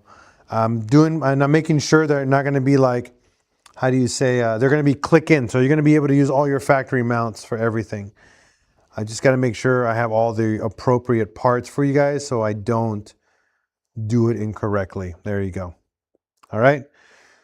But for AN fittings, I'm definitely going to be making those very, very soon, Sunday. But we're going to be offering more. I'm going to be offering more. So VR6s are the next engine in line to be built. So if you guys are interested in a VR6 fuel system and coolant lines and all that, I'm going to be designing and making them as I build the car. While we're building, we're going to be designing, redesigning, and making sure parts are working the way we want it. And then we'll be just offer it to you guys, you know. That's it simple. You guys get to see it being developed as we work on the car. It's going to be cool.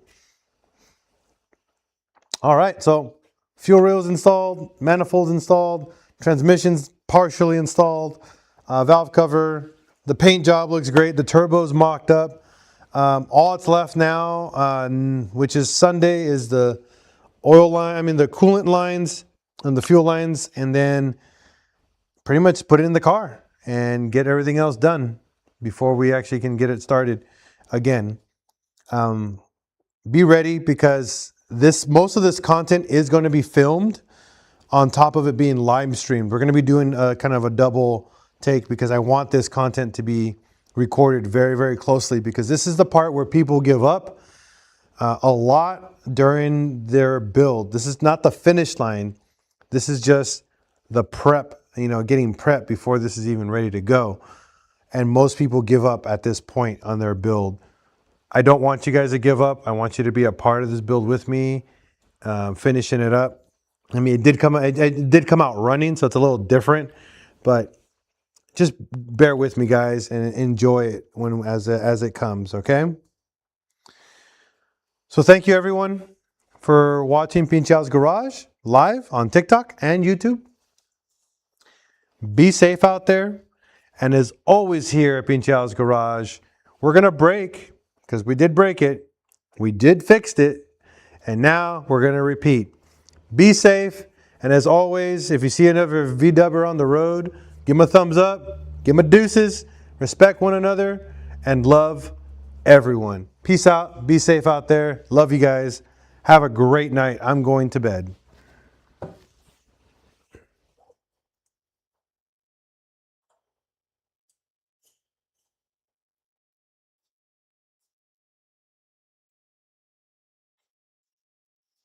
Oh, these cats are insane. Jeez.